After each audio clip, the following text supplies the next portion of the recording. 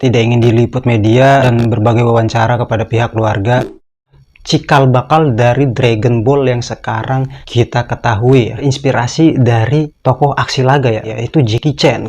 Bisa dibilang Wonder Island ini tuh gagal karena banyak netizen juga kan jadi bertanya-tanya, berspekulasi tentang nasib Dragon Ball Super ini. Beliau ini dikabarkan mengalami hematoma subdural, mewasiatkan kepada keluarga agar nanti serial Dr. Slump, kalau kalian itu masih ingat, kenapa wajahmu begitu besar, kita kenali dari gaya artikulasinya, perspektifnya, atau style-style dari karakter-karakter yang dia buat ya.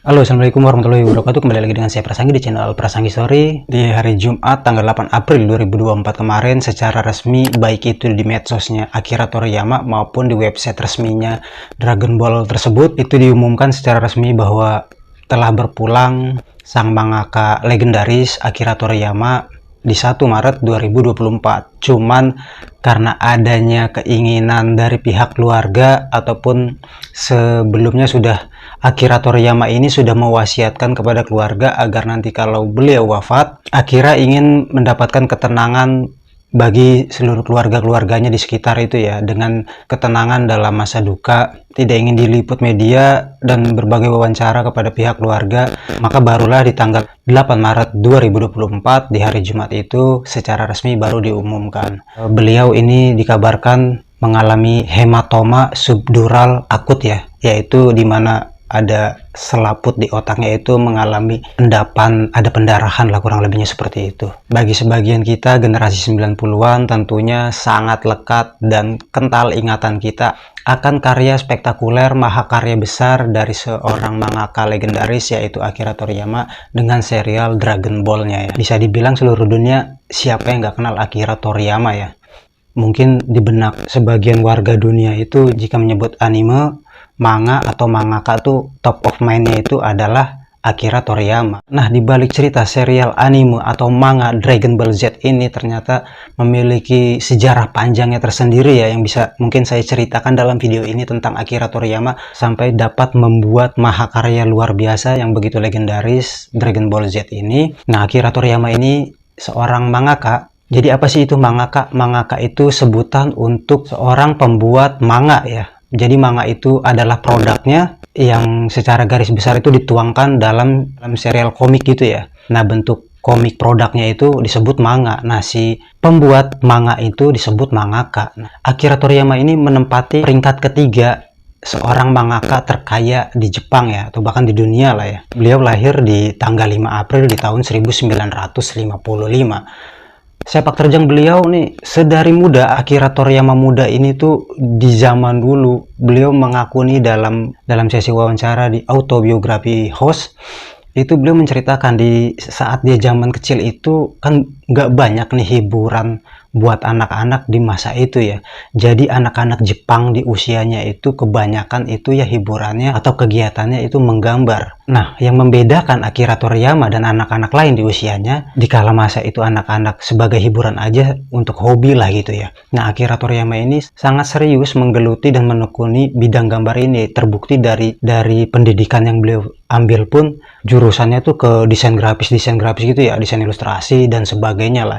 Cuman yang menariknya Akira Toriyama ini nggak pernah melanjutkan studinya sampai ke jenjang perguruan tinggi. Di umur 20 tahun dia tuh udah keterima kerja nih di salah satu perusahaan desain grafis gitu ya di kota Nagoya. Tahun 2 tahun lah dia kerja di kantor desain grafis yang ada di Nagoya ini. Dia tuh ngalamin kebosanan ya, lantas keluar. Singkat cerita, dari kebosanannya itu dia menantang dirinya untuk mengikuti kontes-kontes.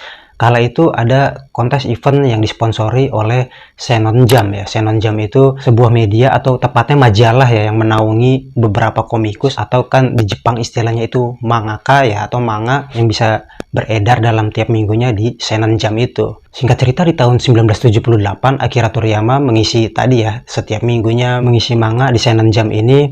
Itu proses karirnya pun juga ya nggak mulus-mulus banget, banyak rintangan dan perjuangan yang dia hadapi ya di Shonen Jump ini. Terbukti di tahun 1978 ketika dia membuat manga Wonder Island. Nah, bisa dibilang Wonder Island ini tuh gagal karena nggak banyak lah peminatnya gitu ya. Setiap minggu diedarkan, diterbitkan oleh Shonen Jump, tapi masih minim lah untuk peminatnya. Mungkin dari segi alur cerita atau visualnya yang belum dapat mencuri perhatian banyak orang kala itu di Jepang ya. Nah, tantangan ini tuh dia nggak menyerah sampai di situ. Coba kalau berandai-andai kalau dalam project Wonder Island ini di tahun 78 Akira Toriyama berhenti begitu aja, kita mungkin detik ini nggak bisa menikmati karya besarnya beliau, yaitu Dragon Ball Z ya. Tepatnya di 1980 nih, bisa dibilang menjadi titik balik dia ya, dengan masih diwadahi oleh Shonen Jump ya. Akhirnya serial Dr. Slump, kalau kalian itu masih ingat, di tahun 1980 Akira Toriyama ini berhasil meledakkan karyanya, yaitu di Dr. Slump itu yang kalau kita ingat kan ada dokter yang mukanya gede tuh. Kalau nggak salah dokter Senbei ya, dokter Senbei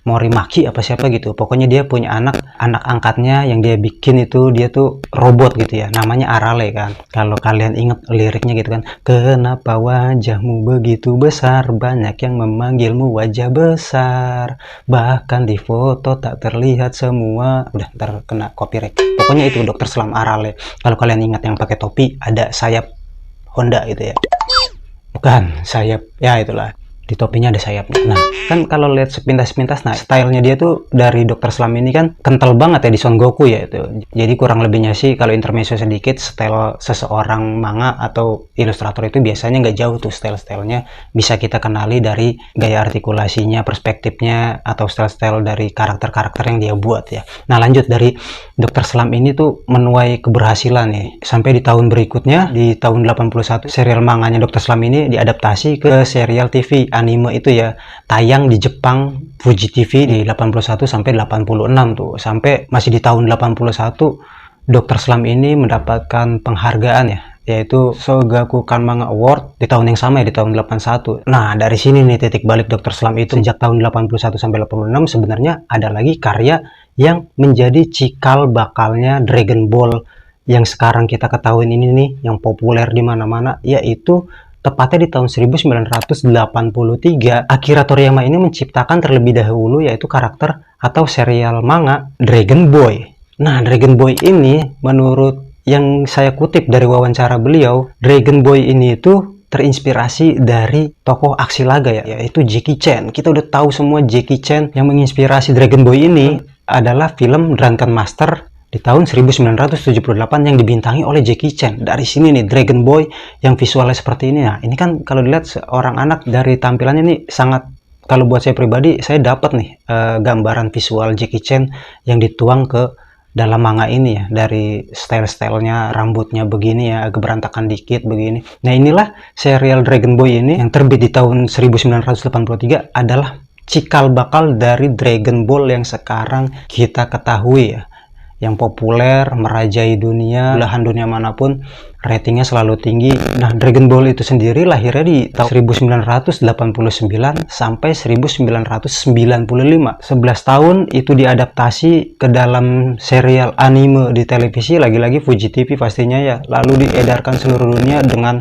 pencapaian sangat luar biasa. Tadinya awal mulanya Dragon Ball Z, Dragon Ball ini tuh menurut pengakuannya Akira Toriyama itu pingin dibuat 1 tahun aja nih. Berhubung peminatnya banyak, laris, meludak gitulah. Sangat diminati alur ceritanya. Ya udah tuh, jadi berlanjut selama 11 tahun itu.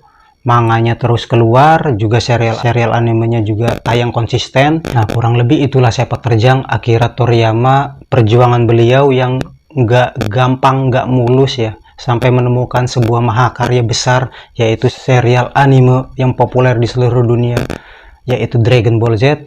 Memiliki sejarahnya, latar belakang yang prosesnya nggak semudah membalikkan telapak tangan ya. Banyak aral rintangan lah yang beliau hadapi. Dari zaman sekolah dasar, saya udah sangat familiar dengan nama Akira Toriyama yang sering saya baca komik per komiknya itu ya, di serial komik manganya tersebut. Keterikatan saya sendiri dengan Akira Toriyama, kenapa saya pengen banget bercerita tentang Akira Toriyama ini, mengenang kepergian beliau ya, kepulangan beliau. Sebagaimana saya memandang Akira Toriyama ini adalah seorang inspirasi bagi kehidupan saya dalam memiliki kemampuan menggambar. Jujur secara tidak langsung Akira Toriyama ini memiliki pengaruh besar bagi tumbuh kembang saya pribadi ya, khususnya dalam menggambar, membuat karakter-karakter serial komik, membuat karakter-karakter kartun gitu ya.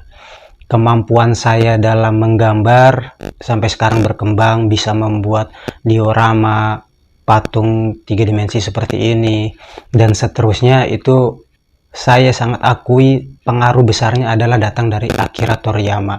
Saya ingat betul ini cerita saya pribadi ketika pertama kali melihat karya Dragon Ball di serial TV. Lalu dikala itu di sekolah dasar memiliki kesempatan untuk memiliki beberapa volume-volume komik yang diterbitkan. Kemampuan gambar saya itu datang dari mahakarya Dragon Ball Z yang beliau ciptakan itu ya.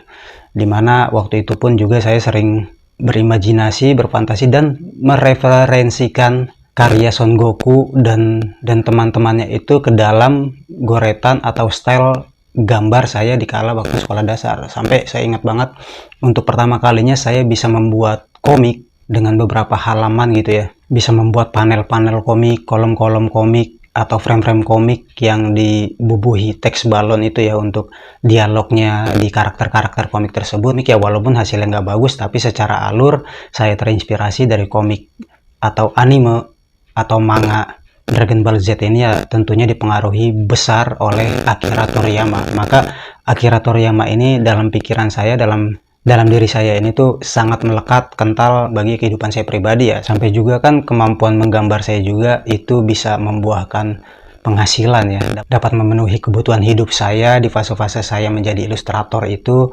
Tentunya awal mula saya memiliki kemampuan gambar pun pengaruh besarnya secara tidak langsung yaitu dari Akira Toriyama. Mungkin itu sedikit cerita sentimental saya terhadap nama Akira Toriyama. Pertama kali saya tahu kabar ini bahwa beliau Akira Toriyama wafat itu kan di IG ya. Agak kaget juga sedikit ya, tadi ya perasaan sentimental saya itu, saya jadi flashback tuh mengenang Akira Toriyama. Kenapa juga saya pengen cerita, dituang cerita tentang Akira Toriyama ini.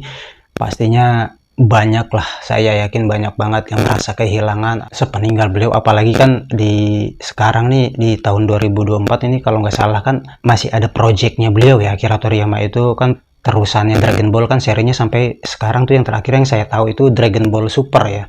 Banyak netizen juga kan jadi bertanya-tanya, berspekulasi tentang nasib Dragon Ball Super ini selepas berpulangnya sang mangaka Akira Toriyama. Dalam video ini saya juga mau menyampaikan terima kasih banyak atas karya-karya beliau Akira Toriyama yang sudah menemani masa kecil saya, yang sudah mengajari tumbuh kembang saya, menjadi sumber inspirasi terbesar saya dalam hal menggambar. Menyenangkan ya, sangat berwarna akibat karya yang beliau ciptakan itu ya, Dragon Ball. Dimana di hari Minggu itu jatahnya, kalau pagi itu anak-anak seusia saya di sekolah dasar waktu itu sudah pasti tuh 2 stasiun TV yang kita pantengin, yang merajai tayangan-tayangan anak-anak di kala hari Minggu, yaitu ya dimulai dari pagi itu udah terjadwal tuh ya, baik itu RCTI maupun Indosiar.